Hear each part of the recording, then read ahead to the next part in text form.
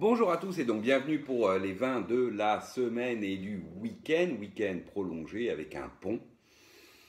Et pour autant, on a été assez raisonnable dans ce week-end de pont. D'abord, moi j'ai pas fait le pont, donc déjà, ça limite. Et puis ensuite, avec toute cette période de confinement, faut bien dire que l'armoire, elle est assez vide et que maintenant le choix se trouve très vite limité et qu'au moindre envie d'un petit Bourgogne Pinot, bah non, il n'y a plus que des bouteilles qui sont pas des petits Bourgognes. Pareil pour la Syrah, donc très vite on devient limité. Alors on a bu des appellations régionales, tranquilles, voilà, on n'a pas bu de grand vin parce que de toute façon, enfin de grand vin, justement, on n'a pas bu de vin moyen parce qu'il n'y a plus que deux grands vins et ceux-là, c'est quand même plus sympa de les boire avec les amis. Ces bouteilles, quand on les a, c'est pour en faire profiter tout le monde. Alors du coup, on a quand même bu quelques jolies choses parce que en Bordeaux ou en Alsace, il restait de jolies bouteilles qu'on pouvait boire tranquille entre nous.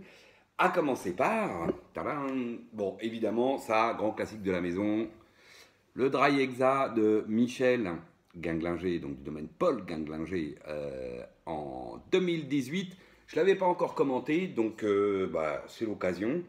Bon, super Riesling, voilà, moi j'adore. Pour moi, c'est le Riesling générique, peut-être le meilleur rapport qualité-prix qu'on peut trouver en Alsace. Alors, ne me tapez pas dessus, il y en a d'autres, oui, je le sais, je ne les ai pas tous bu, je ne les ai pas tous goûtés, voilà. Mais celui-là est quand même un sacré vin. Euh, et ce 2018, il est.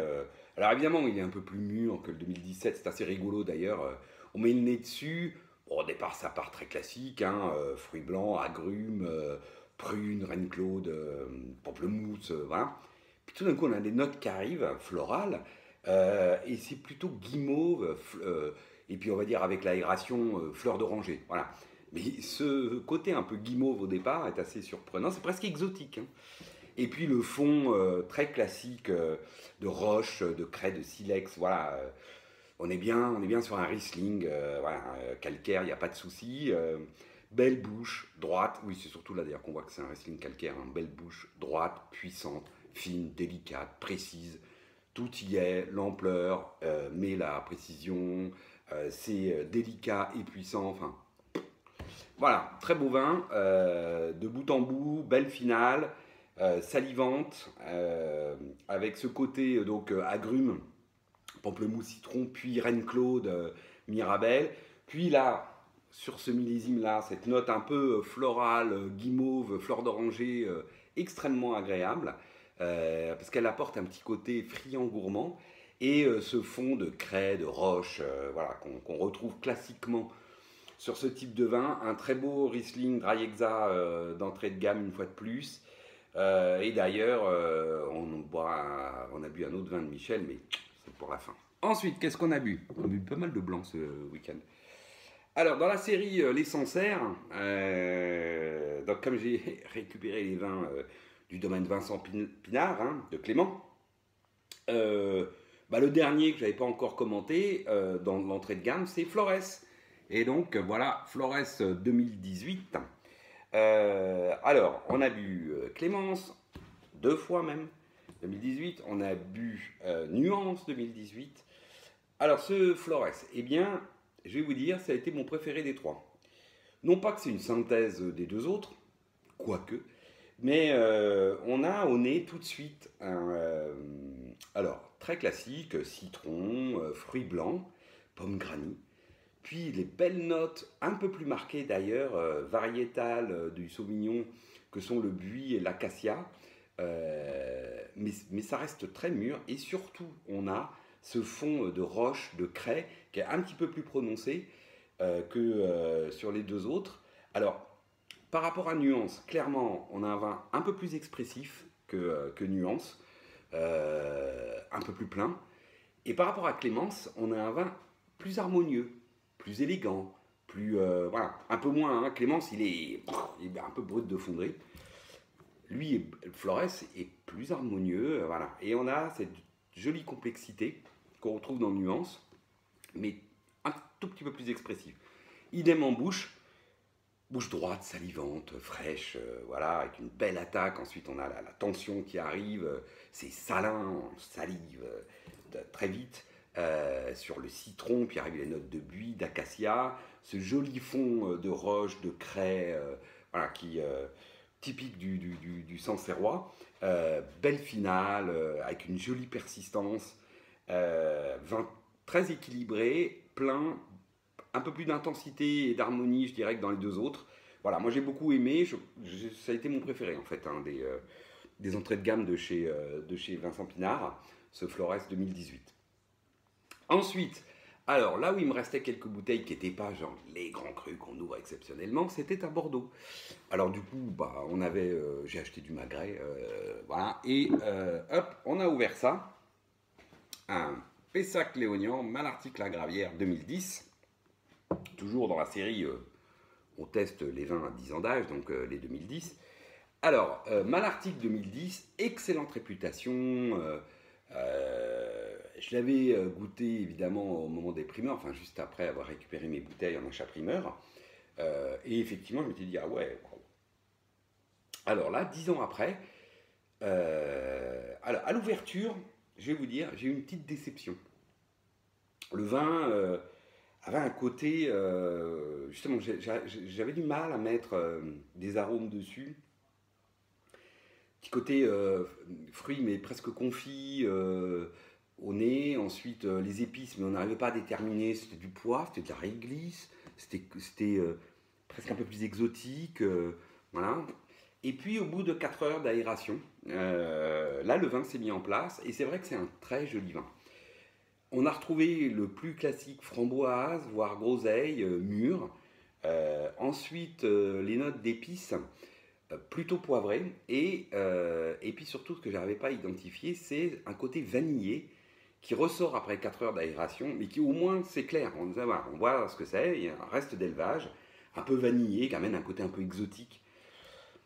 Alors c'est pas léger, hein, c'est marqué, on l'a, bon, ce n'est pas non plus envahissant, hein, ça n'écrase pas le vin, mais on l'a. Et puis on a un fond tabac, fumé, mais surtout amande à l'ouverture et qui va rester. Et finalement, c'est assez joli, et y compris en bouche. Alors très jolie bouche, beau tanin, enfin, bouche charpentée, de la structure, de la fraîcheur, c'est très bien construit, les tanins sont soyeux, qui enrobe cette fraîcheur. Il y a de la profondeur. Il y a un côté friandise, gourmandise, de la framboise mûre, de la groseille. La petite pointe d'épices là, un peu poivrée. Ensuite, ce côté vanille qui existe encore un peu, mais qui donne là, du coup, un petit côté un peu gourmand. Et un fond qui est d'ailleurs plus proche donc, de l'amande. Que du tabac fumé, ce qu'on trouve assez classiquement sur ce type de vin et puis sur Malartic. Enfin, sur les Pessac-Léognan et puis sur Malartic en particulier, qui est d'habitude assez, je dirais, classique dans son expression. Alors après, on peut toujours dire que c'est moi qui projette les choses, mais enfin bon, même en aveugle, souvent je arrive à le déterminer, donc je me dis que c'est pas que moi. Et là, il est assez plutôt amande, ce qui est assez joli, assez élégant, belle finale, jolie persistance. Oui, c'est vraiment un joli millésime de Malartic, mais qui est pour moi là entre deux eaux. D'ailleurs, la preuve, c'est qu'à l'ouverture, ah bah, on n'était ni vraiment encore le vin jeune, on n'était pas encore le vin complètement maturé sous verre, là, avec voilà, cette belle harmonie. Donc, ça se boit, mais très honnêtement, si vous en avez, attendez-le, parce que ce sera sûrement une très jolie bouteille dans, allez, 3-5 ans, et puis probablement sur une dizaine d'années derrière, sans souci. Voilà pour ce Malartic 2010. Et puis donc, pour ce soir, on a fini avec un vin. Donc, comme je vous ai dit, j'avais des Riesling qui me restaient. Et puis, ça tombe bien. Alors, ce soir, on ne fait pas de salade César comme tous les dimanches soirs. Ce soir, on va faire du saumon fumé, des choses comme ça. Et donc, j'ai ouvert un blanc. Et puis, j'avais envie de me faire plaisir. Et puis, on a passé une jolie commande chez Michel, là, donc du domaine Paul Guinglinger. Et donc, à nouveau, je ne peux que vous encourager à commander des vins chez vos vignerons préférés. Je pense que ça leur fera très plaisir dans le contexte dans lequel on se trouve en ce moment. Et donc, bah voilà, pour fêter ça, moi je suis content. J'ai fait passer la commande, on a fait une commande groupée, je fais passer ça à tous les copains. Voilà, on a une jolie commande de vin, une belle palette à livrer. Moi, je trouve ça toujours bien. Ça me fait plaisir que, évidemment, mes copains, mes amis, eh ben, me suivent pour commander les vins que j'aime bien. Ça fait toujours plaisir. Et dont, entre autres, donc un Riesling Verschisberg. Alors, on va pas commander le 2012 parce que celui-là, je pense que Michel n'en a plus. Euh, mais, euh, mais ils vont commander le 2018. Et puis, bah, ce Verschisberg, c'est quand même un sacré vin. Et ce 2012, je peux vous dire, je l'ai toujours beaucoup aimé, ce 2012.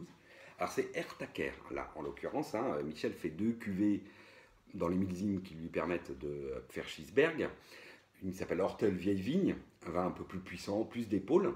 Et puis, une autre cuvée qui est Verschisberg, pardon, qui est Ertaker, qui est terre dure, ça veut dire. Voilà, qui est sur une autre parcelle sur le Verschisberg. Qui est un vin souvent un peu plus délicat, aérien. Et ici, donc, on est sur Ertaker 2012. Et ma foi, c'est un sacré vin. Je l'ai toujours bien aimé, ce vin. Et moi, il me sidère. Alors voilà, on a un nez. Enfin, c'est vraiment le Riesling calcaire, pas d'école, justement, qui a sa personnalité. C'est un vin qui a sa propre personnalité. Alors, on attaque sur la Reine Claude, la Mirabelle, puis tout d'un coup arrivent des notes tourbé, ambré, d'automne, des notes d'automne, quoi. Voilà, de champignons, de sous-bois, de tourbe, qui sont absolument incroyables. Elles sont très belles, c'est très élégant, parce que derrière, il y a un fond, évidemment, roche, calcaire, euh, ah, qui ancre le vin dans le sol. Et puis, voilà, tout ça est très harmonieux, très élégant. C'est vraiment très très joli, ça pourrait presque être un parfum d'automne, hein, bien sûr. Alors ensuite en bouche, hmm, bon, en bouche c'est juste, voilà, c'est très élégant, très belle complexité. Ça attaque donc sur la Reine Claude et la Mirabelle, mûre. Puis arrivent des notes un peu plus pamplemousse, donc une légère amertume, euh, extrêmement agréable qui donne de la classe quoi, au vin. Puis ces notes tourbées, fumées, ambrées, je ne sais pas comment vous dire, voilà, de champignons, de sous-bois, de tourbe, vraiment comme les whisky Islay pour ceux qui connaissent un peu. Et un fond plutôt cire d'abeille, léger pétrole, hein, comme ça peut arriver dans les Riesling. Voilà, le tout est très classe, très élégant. Surtout, c'est très délicat, c'est très fin. La finale, on reprend un peu de puissance. Hein. Alors, pas de la puissance d'épaule, hein. C'est pas un granit, c'est pas un. Voilà. C'est une puissance très allongée, presque qui s'accorde avec la vivacité. C'est très intense, en fait. Voilà. Qu'une belle persistance.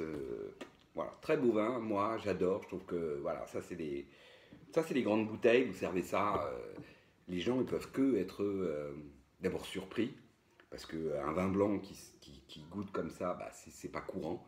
Euh, et puis c'est une très belle complexité, pour peu que vous ayez le plat qui va bien avec, et ça peut se boire sur beaucoup de choses, forcément vous aurez un très bel accord, ce qu'on appelle mets-vin. Voilà. Michel, merci. Et puis à tous, je vous souhaite une excellente fin de week-end, une très belle semaine, et je vous dis à la semaine prochaine. Allez, salut!